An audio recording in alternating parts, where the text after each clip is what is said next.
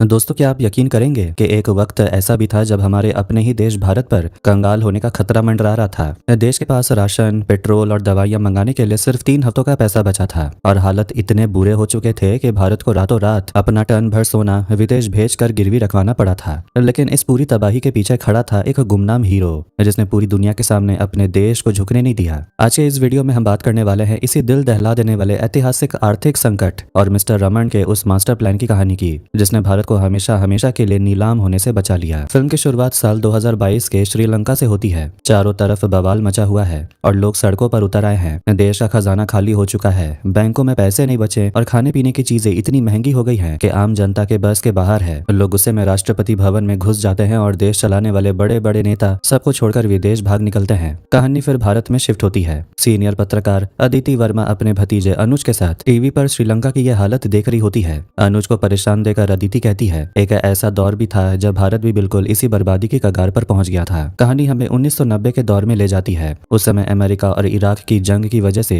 तेल बहुत महंगा हो गया था और भारत में भयंकर महंगाई फैल चुकी थी। इसी बीच रमन नाम के एक ईमानदार ऑफिसर को दिखाया जाता है। एक दिन जब वो बैंक में थे तब उन्होंने देखा कि एक गरीब बिजनेसमैन लोन के लिए मैनेजर के आगे हाथ जोड़ रहा था। लोन न मिलने पर निराश होकर उस आदमी ने बैंक के बाहर ही खुद पर तेल डालकर आग लगा ली। ये देखकर रमन का दिल दहल जाता है। अगली सुबह रमन को वित्त मंत्रालय बुलाया जाता है जहां उनकी मुलाकात डॉक्टर मनमोहन सिंह से होती है। वहां अफसरों ने बताया कि रमन ने 1989 में ही इस आर्थिक मंदी की चेतावनी दी थी, लेकिन तब किसी ने उनकी बातों पर ध्यान नहीं दिया। इसी बीच खबर आती है कि आरबीआई गवर्नर मिस्टर बत्रा ने इस्तीफा दे दिया है। प्रधानमंत्री मिस्टर गांधी चाहते हैं कि संकट की इस घड़ी में कोई ऐसा इंसान कमाल संभाले जो कड़े फैसले ले सके, इसलिए वो नया गवर्नर बनाने के लिए रमन का नाम चुनते हैं। दूसरी तरफ पत्रकार अदिति वर्मा को जब ये खबर मिलती है तो उनके मन में एक ही सवाल आता है, जिस इंसान ने कभी इकोनॉमिक्स की पढ़ाई ही नहीं की, क्या वो डूबती हुई भारतीय अर्थव्यवस्था को बचा पाएगा? अगली सुबह आरबीआई ऑफिस के बाहर काफी चहल पहल थी। देश की हालत खराब थी और इसी मुश्किल समय में रमन नए गवर्नर बनकर पहुंचे। सब लोग उनका स्वागत करने खड़े थे, पर रमन ने कहा, जान पहचान बाद में करेंगे, अभी बातें कम और काम ज्यादा करना है। उनकी ये बात सुनकर सब समझ गए कि नए गवर्नर साहब एकदम अलग है। इसके बाद वो सीधे मीटिंग रूम पहुंचे। टेबल पर रखी फाइलों में ऐसे डरावने नंबर्स थे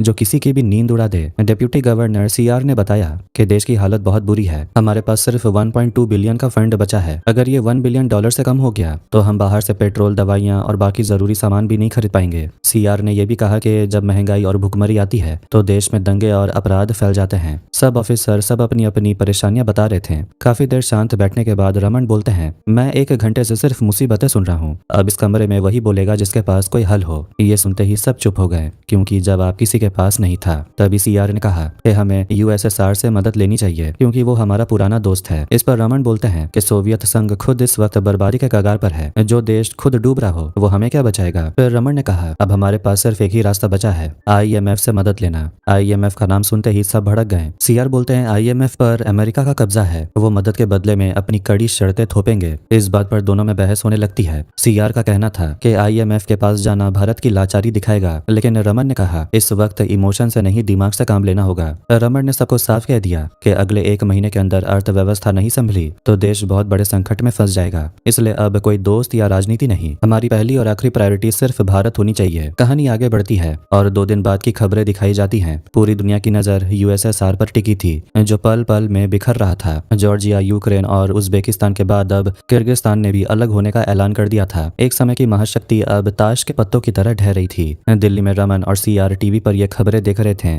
सीआर मायूस होकर अपनी गलती मानते हुए बोलता है, आप सही थे, जो देश खुद टूट रहा है वो हमारी मदद क्या करेगा? रमन ने खिड़की से बाहर देखते हुए कहा, अब हमारे पास आईएमएफ के अलावा कोई और रास्ता नहीं बचा। इसके बाद दोनों सीधे प्रधानमंत्री ऑफिस पहुंचते हैं, जहां पीएम और वित्त मंत्री पहले से उनका इंतजार कर रहे थे। रमन बिना वक्त गवाए रिपोर्ट सीएम के सामने रख देता है। आंकड़े देखकर पीएम के चेहरे की हवाइयां उड़ने लगती है। रमन चेतावनी देते हैं कि अगर 1 महीने के भीतर कड़े कदम नहीं उठाए गए तो भारत के पास बाहर से सामान मंगाने तक के पैसे नहीं बचेंगे और देश कंगाल हो जाएगा। पीएम ने घबराकर पूछा, अगर ये बात बाहर फैल गई तो क्या होगा? रमन ने साफ बताया कि बाजार में हड़कंप मच जाएगा, लोग बैंकों से पैसे निकालने भागेंगे और देश की हालत आउट ऑफ कंट्रोल हो जाएगी। इसलिए हमें तुरंत आईएमएफ से लोन मांगना होगा। पीएम में चिंता जताते हुए कहते हैं, आप जानते हैं हमारी सरकार गठबंधन पर टिकी है। अगर सहयोगियों ने आईएमएफ वाला फैसला पसंद नहीं किया तो सरकार गिर जाएगी। इस पर रमन बहुत ही दमदार जवाब देते हैं, सर अगर सरकार गिर गई तो नई सरकार बन जाएगी, लेकिन अगर देश ही नीलाम हो गया तो नया भारत कहां से लाएंगे? ये बात सीधे पीएम के दिल पर लगती है। वो मुस्कुराकर कहते हैं, ठीक है, आप अपनी तैयारी कीजिए, मैं आपके साथ हूँ। लेकिन असली मुसीबत तो अब आने वाली थी। अगले ही दिन अमेरिका का एक सीनियर ऑफिसर मार्शल भारत पहुंचता है। रमन और वित्त मंत्री उसके साथ मीटिंग करते हैं और देश की बिगड़ती हालत बताते हुए IMF से 2 बिलियन के लोन की मांग रखते हैं। मार्शल कुछ देर उन्हें घूरता है और फिर मुस्कुराकर एक तीखा सवाल पूछता है, और इसके बदले भारत अमेरिका को क्या देगा? रमन कुछ देर शांत रहकर दिमाग दौड़ाते हैं। उन्हें अच्छी तरह मालूम था कि इराक के खिलाफ जंग में अमेरिका को अपने फाइटर प्लेन्स में तेल भरवाने के लिए ठिकाना चाहिए। यही बात उनके दिमाग में क्लिक कर जाती है। कुछ दिनों बाद एक सीक्रेट कैबिनेट मीटिंग बुलाई जाती है। रमन मंत्रियों के सामने अपनी प्लान रखते हुए कहते हैं कि IMF से मदद पाने के लिए हमें अमेरिका के सैन्य जहाजों को भारत में फ्यूल भराने की इजाजत देनी होगी। ये सुनते ही मंत्रियों के पसीने छूट जाते हैं। एक मंत्री भड़क कर बोलता है कि अगर ये खबर लीक हुई तो विपक्ष हम पर देश बेचने का दाग लगा देगा और सरकार गिर जाएगी। लेकिन रमन जानते थे कि बिना जोखिम उठाए देश की डूबती नैया को पार नहीं लगाया जा सकता। आखिरकार फैसला होता है कि ये काम बेहद चुपके से बिना किसी को कानो कान खबर हुए किया जाएगा। मुंबई एयरपोर्ट पर रात के अंधेरे में अमेरिकी प्लेन्स में तेल भरने का काम शुरू होता है। कुछ समय सब कुछ तय प्लान के मुताबिक हो रहा था और कई विमानों में फ्यूल भरा जा चुका था। रमन को लगा था कि उनकी चाल कामयाब हो रही है, लेकिन एक बहुत बड़ा झटका उनका इंतजार कर रहा था। पत्रकार अदिति वर्मा को इन सीक्रेट मिशन की भनक लग जाती है। अफवाहों पर यकीन ना करके वो खुद सबूत जुटाने रात में ही लोकेशन पर पहुंच जाती है। वहां जैसे ही वो अमेरिकी जहाजों को फ्यूल मिलते देखती है, उसके तो होश उड़ जाते हैं। वो तुरंत अपने कैमरे में तस्वीरें खींच लेती है। अगली सुबह धमाका होता है। अखबारों और टीवी पर यही खबर आग की तरह फैल जाती है कि भारत चुपके से अमेरिकी सेना की मदद कर रहा है। सांसद से लेकर सड़कों तक बवाल मच जाता है और विपक्ष सरकार के पीछे हाथ धोकर पड़ जाती है। चारों तरफ से घिरी सरकार घबराकर इस रिफ्यूलिंग ऑपरेशन को तुरंत रोक देती है। हालांकि तब तक रमन का आधा काम हो चुका था। जितने विमानों को तेल दिया गया था उसके बदले भारत के खजाने में लगभग $700 मिलियन आ चुके थे। हालांकि इस कदम से भारत को $700 मिलियन मिल तो गए, जिससे थोड़ी राहत तो मिली, लेकिन खतरा अभी पूरी तरह टला नहीं था। देश अभी भी कंगाली के मुहाने पर खड़ा था और असली जंग तो अब शुरू होने वाली थी। इसी बीच अमेरिका से मार्शल का फोन वित्त मंत्री के पास आता है। सिचुएशन को समझते हुए वो तुरंत रमन को भी अपने केबिन में बुलाते हैं। मार्शल सीधी शर्त रखता है, अमेरिका और IMF भारत को $5 बिलियन की भारी रकम लोन देने के लिए तैयार है, लेकिन इसके बदले भारत को अपनी नीतियों में बड़ा सुधार करके एक नया रिफॉर्म बजट पेश करना होगा। $5 बिलियन की रकम उस वक्त भारत के डूबते खजाने के लिए संजीवनी बूटी की तरह थी, लेकिन फोन करते ही वित्त मंत्री की परेशानी पर बल पड़ जाता है। वो चिंता में पड़कर बोलते हैं कि रिफॉर्म बजट का सीधा मतलब है देश के दरवाजे विदेशी कंपनियों के लिए खोलना। क्या हमारे घरेलू व्यापारी और कंपनियां बाहर के इस तगड़े कंपटीशन को झेल पाएंगे? इस पर रमन पूरे भरोसे के साथ समझाते हैं, बदलाव शुरुआत में डराता जरूर है, लेकिन यही कंपटीशन हमारे देश के उद्योगों को आगे चलकर ताकतवर बनाएगा। अगर हम दुनिया से मुंह मोड़कर बैठे रहें तो कभी तरक्की नहीं कर पाएंगे। वित्त मंत्री जानते थे कि यह राजनीतिक रूप से बहुत खतरनाक कदम है। संसद में भारी बवाल होगा और विपक्षी दल सरकार पर देश बेचने का दाग लगा देंगे। फिर भी देश के हालत देखकर वो रमन से कहते हैं, आप बजट का ड्राफ्ट तैयार कीजिए, बाकी राजनीति मैं संभाल लूंगा। इसके बाद RBI और वित्त मंत्रालय के ऑफिसर दिन रात एक कर देते हैं। बिना सोए खाए फाइलों और आंकड़ों के अंबार के बीच टैक्स सिस्टम, फॉरेन इन्वेस्टमेंट और ट्रेड पॉलिसी के नए नियम तैयार किए जाने लगते हैं ताकि देश को तबाही से बचाया जा सके। रमन खुद दिन रात एक करके बजट की एक एक फाइल बारीकी से जांच रहे थे। वो जानते थे कि ये सिर्फ कागजी आंकड़े नहीं, बल्कि भारत की किस्मत का फैसला है। लेकिन जैसे ही सब कुछ सही रास्ते पर आता दिखा, तभी एक बहुत बड़ा झटका लगता है। डिप्यूटी गवर्नर CR घबराए हुए रमन के केबिन में भागते हुए आते हैं और बताते हैं कि सरकार रिफॉर्म बजट पास करने से मुकर गई है। ये सुनते ही रमन सन्न रह जाते हैं और तुरंत वित्त मंत्री के पास दौड़ते हैं। जब वो पीछे हटने की वजह पूछते हैं तो वित्त मंत्री बेबसी से बताते हैं कि कांग्रेस ने सरकार से अपना समर्थन वापस खींच लिया है और प्रधानमंत्री चंद्रशेखर इस्तीफा देने वाले हैं। अब चुनाव होने तक ये सिर्फ एक काम चलाऊ सरकार रहेगी, जिसमें कोई भी बड़ा नीतिगत फैसला लेना नामुमकिन था। रमन ने गिरती सरकार के बीच भी वित्त मंत्री को समझाने की बहुत कोशिश की कि राजनीति से ऊपर उठकर देश के बारे में सोचिए और IMF से रास्ता निकालिए, लेकिन वित्त मंत्री ने हाथ खड़े कर दिए। हताश होकर जब वो बाहर निकले तो CR ने कहा, सर आप हार चुके हैं, आपका प्लान फेल हो गया। इस पर रमन ने ढीठ इरादे से जवाब दिया, अगर मैं हारा तो RBI हारेगा और RBI हारा तो पूरा देश हार जाएगा। मैं ऐसा हरगिज होने नहीं दूंगा। अगले दिन जब रमन ऑफिस पहुंचते हैं तो उन्होंने देखा कि उनका बूढ़ा चपड़ासी पाटिल अपने घर की जरूरत के लिए साथी कर्मचारियों से 10-20 रुपए उधार जुटा रहा था। पाटिल ने मुस्कुराकर कहा, सर सबसे थोड़ा थोड़ा मिल जाएगा तो काम बन जाएगा, बाद में लौटा दूंगा। ये साधारण सी बात रमन के दिमाग में सीधे बिजली की तरह कौंध जाती है। उन्होंने सोचा कि अगर एक आम इंसान छोटी छोटी मदद जोड़कर अपनी मुसीबत से निकल सकता है तो भारत दुनिया के सामने ऐसा क्यों नहीं कर सकता। इसी सोच से उनके दिमाग में एक नया मास्टर प्लान जन्म लेता है। तभी उन्हें खबर मिलती है कि अमेरिका के बोस्टन में दुनिया भर के देशों की एक बहुत बड़ी इकोनॉमिक समिट होने जा रही है। रमन बिना देर किए बोस्टन की फ्लाइट पकड़ लेते हैं। स्टेज पर खड़े होकर रमन ने लाचारी का रोना होने से या भीख मांगने के बजाय बहुत ही स्वाभिमान से भारत का पक्ष रखा। उन्होंने दुनिया के सामने भारत की काबिलियत, यहाँ के मेहनती लोगों और भविष्य के अपार संभावनाओं की बात की। उनका ये दमदार भाषण सुनकर समिट में मौजूद दुनिया भर के बड़े बड़े लीडर्स और रिप्रेजेंटेटिव एकदम दंग रह गए थे। मीटिंग खत्म होने के बाद कई देशों ने मदद का हाथ बढ़ाया और रमन लगभग 30 मिलियन का फंड जुटाकर भारत लौटा। पूरे देश में उनके इस कदम की तारीफ हुई और लोगों में एक उम्मीद जगी, लेकिन किस्मत को शायद कुछ और ही मंजूर था। अगले ही दिन बाजार से एक बहुत ही बुरी खबर आती है। इंटरनेशनल मार्केट में डॉलर अचानक ₹1.5 तक महंगा हो जाता है। सुनने में ये छोटा उछाल लगता है, लेकिन पाई पाई को तरस रहे भारत के लिए ये बहुत बड़ा झटका था। डॉलर महंगा होने से सीधा मतलब था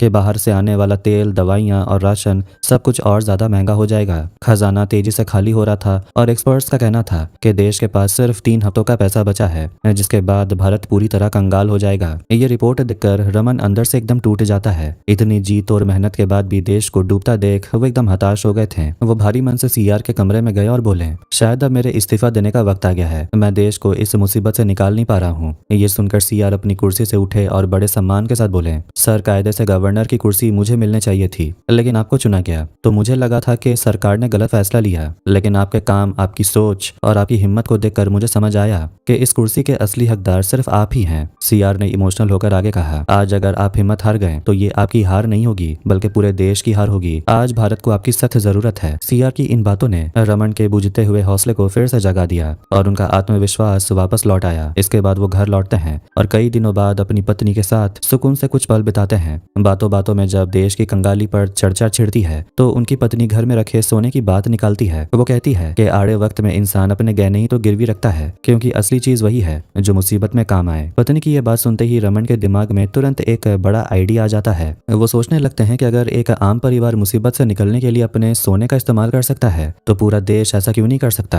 क्या बैंक में जमा सोना देश को इस कंगाली से उबार सकता है? इसी बीच घर में एक बड़ी खुशखबरी आती है। रमन की बेटी यूपीएससी पास करके आईएएस ऑफिसर बन जाती है। पूरे परिवार में खुशी का माहौल छा जाता है, लेकिन इससे भी ज्यादा दिल छू लेने वाली बात यह थी कि उनके ऑफिस के चपरासी पाटिल की बेटी ने भी आईएएस का एग्जाम क्लियर कर लिया था। 2 अलग अलग परिवार, लेकिन दोनों की बेटियों ने अपनी मेहनत से इतिहास रच दिया। खुशी के इस माहौल के बीच भी रमन के दिमाग में देश को बचाने का वही आइडिया घूम रहा था। अगले ही दिन वो वित्त मंत्री के पास पहुंचते हैं और अपना नया प्लान बताते हैं। वो समझाते हैं कि हमारे पास अभी भी सोने के रूप में बहुत बड़ी संपत्ति है। हम इसे हमेशा के लिए बेचेंगे नहीं, बल्कि बैंक ऑफ इंग्लैंड और बाकी विदेशी बैंकों में गिरवी रखकर डॉलर का लोन ले लेंगे। इससे हमें देश की अर्थव्यवस्था को फिर से पटरी पर लाने का थोड़ा वक्त मिल जाएगा। वित्त मंत्री ये बात सुनकर सोच में पड़ जाते हैं। भारत में सोना गिरवी रखना सिर्फ पैसों का सौदा नहीं, बल्कि विदेश की साख और इज्जत से जुड़ा मामला था। लेकिन कोई दूसरा रास्ता ना होने की वजह से आखिरकार इस मास्टर प्लान को मंजूरी मिल जाती है। शर्त बस इतनी थी कि यह पूरा प्लान बिल्कुल सीक्रेट रहेगा, वरना जनता में हड़कंप मच जाएगा और बैंक पर से लोगों का भरोसा उठ जाएगा। इसके बाद रमन और उनकी टीम दिन रात इस सीक्रेट मिशन में जुट जाती है। कागजात से लेकर सुरक्षा तक हर चीज की तैयारी होने लगती है।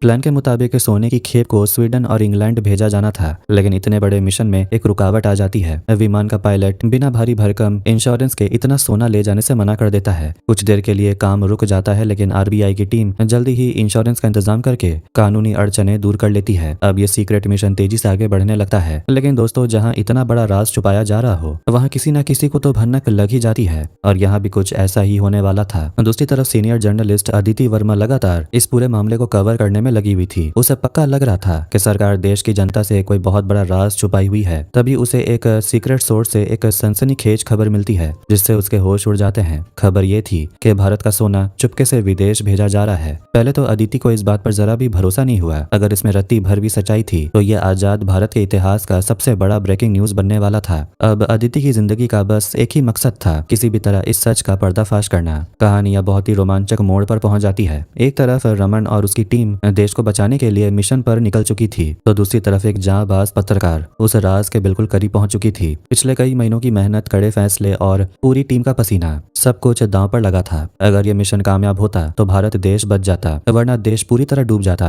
खजाने से सोना निकालकर विदेश भेजना सुनने में जितना आसान लगता है, असल में उतना ही खतरनाक था। अगर आम जनता को जरा भी भनक लग जाती कि देश अपना सोना गिरवी रख रहा है, तो पूरे देश में हाहाकार मच जाता। शेयर बाजार धड़ाम से नीचे गिरता और सरकार पर से लोगों का भरोसा हमेशा के लिए उठ जाता। इसलिए रमन ने तय किया कि इस मिशन को रात के सन्नाटे में निपटाया जाएगा। तरकीब ऐसी निकाली गई कि किसी को शक न हो। रमन जानते थे कि अगर बहुत सारी पुलिस गाड़ियां और सुरक्षा की भारी भारी भरकम काफिला निकला तो दुनिया को तुरंत शक हो जाएगा, इसलिए उन्होंने बहुत ही सीधा और मामूली रास्ता चुना। सोने को 3 नॉर्मल दिखने वाले ट्रकों में भर दिया गया। बाहर से देखने पर वो बिल्कुल आम गाड़ियां लग रही थी। किसी को भी अंदाजा नहीं था कि उसके अंदर देश की पूरी आबरू यानी कि सोना भरा पड़ा है। रात के अंधेरे में ये काफिला आरबीआई के दफ्तर से निकलकर धीरे धीरे एयरपोर्ट की तरफ बढ़ने लगता है। ऑफिसर्स की धड़कन तेज थी और हर किसी की नजर घड़ी की सुइयों पर टिकी थी। लेकिन तभी रास्ते पर एक भयंकर पंगा हो गया। सड़क पर जा रही एक दूसरी गाड़ी का एक्सीडेंट सीधे उसी ट्रक से हो जाता है जिसमें सोना लदा हुआ था। देखते ही देखते सड़क पर भीड़ जमा हो जाती है और दोनों ड्राइवरों के बीच तीखी बहस और गाली गलौज शुरू हो जाती है। उधर एयरपोर्ट पर स्पेशल प्लेन उड़ने के लिए तैयार खड़ा था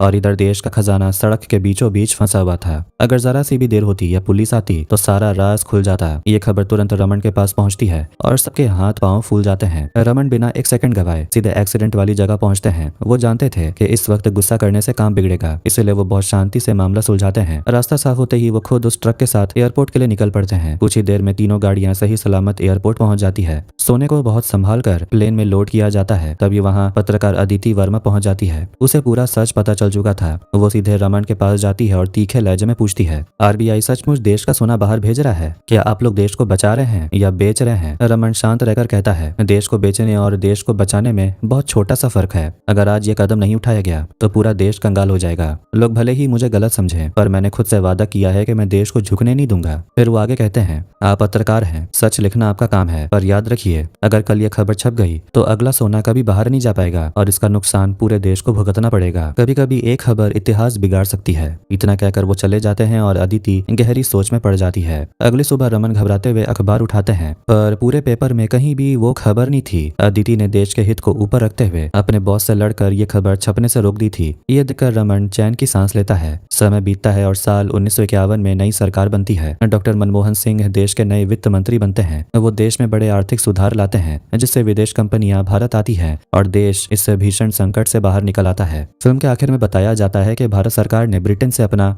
2,74,000 किलो सोना वापस मंगा लिया था। ये कहानी हमें सिखाती है कि इतिहास के पन्नों में भले ही नेताओं के नाम दर्ज हों, पर असली हीरो वही होता है जो गुमनामी में रहकर देश को बचा लेते हैं। दोस्तों, उम्मीद है कि आपको ये कहानी पसंद आई होगी।